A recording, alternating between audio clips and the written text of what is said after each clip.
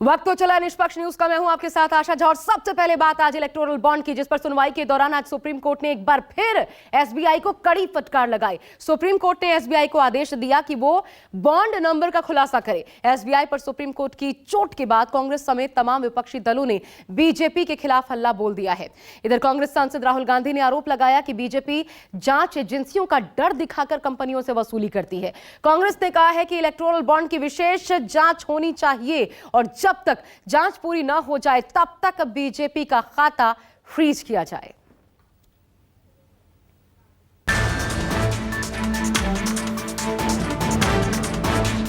उन्होंने पूरे के पूरे सिस्टम को एक्सटॉर्शन का सिस्टम बना दिया है।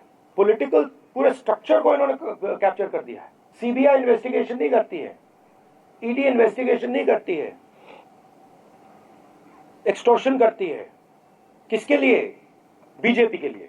CBI, ED, income tax department का प्रयोग किया जा रहा है, कंपनीज को एक्सटॉर्ट किया जा रहा है, बड़े बड़े कॉन्ट्रैक्ट्स का शेयर लिया जा रहा है, कॉन्ट्रैक्ट देने से पहले इलेक्टोरल बॉन्ड्स दिए जा रहे हैं और फिर एकदम बाद कॉन्ट्रैक्ट दिया जा रहा है। एसबीआई को सुप्रीम कोर्ट से मिली फटकार के बाद विपक्षी दलों ने भी मोदी सरकार के खिलाफ मोर्चा खोल दिया। केंद्र सरकार पर वसूली का आरोप भी जड़ दिया।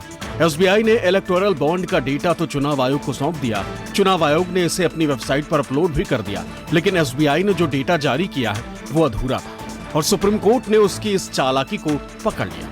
अदालत में सुनवाई के दौरान सुप्रीम कोर्ट ने एसबीआई को कड़ी फटकार लगाई। इन सवालों के साथ ही बॉन्ड नंबरों का खुलासा क्यों नहीं किया? बैंक ने अल्फा न्यूमेरिक नंबर क्यों नहीं बताया? एसबीआई बॉन्ड नंबर का खुलासा करे। सोमवार तक एसबीआई जवाब दाखिल करे।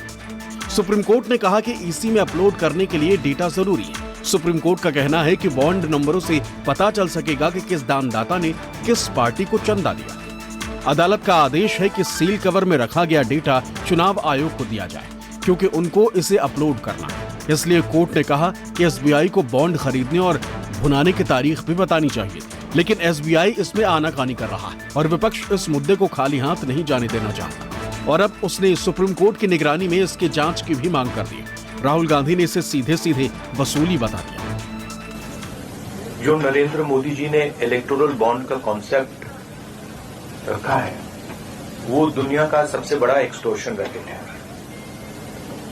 मैं फिर से कह देता हूं, दुनिया का सबसे बड़ा नेशनल लेवल का एक्सटॉर्शन रैकेट है। कंपनियों से हफ्ता लेने का तरीका है, कंपनियों से कॉन्ट्रैक्ट्स का शेयर लेने का तरीका है और शायद सबसे बड़ा, दुनिया में सबसे बड़ा भ्रष्टाचार का स्कैम है। इसके सब आंकड़े आपके सामने हैं।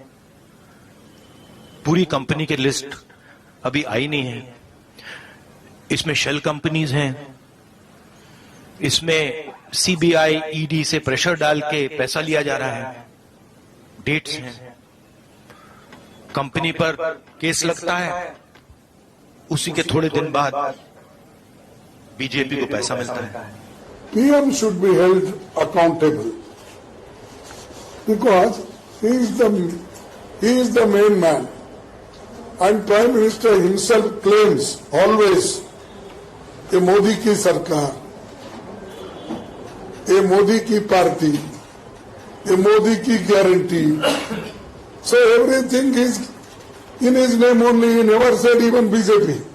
ये बड़ी बड़ी एजेंसियां दूसरे विपक्ष के नेताओं को बदनाम करने के लिए, उनको डराने के लिए और उनकी छवि जनता में खत्म हो जाए, खराब हो जाए, उन एजेंसियों का इस्तेमाल करते थे और वही एजेंसियों का इस्तेमाल कर रहे हैं बड़े बड़े उद्योगपतियों से वसूलने के लिए।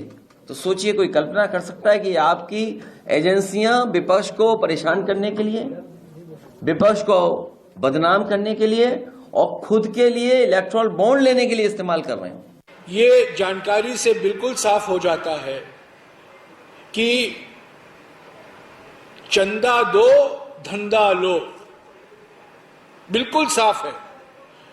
जो कंपनियों को कॉन्ट्रैक्ट मिले हैं उन्होंने भारी मात्रा में इलेक्टोरल बॉन्ड खरीदा है।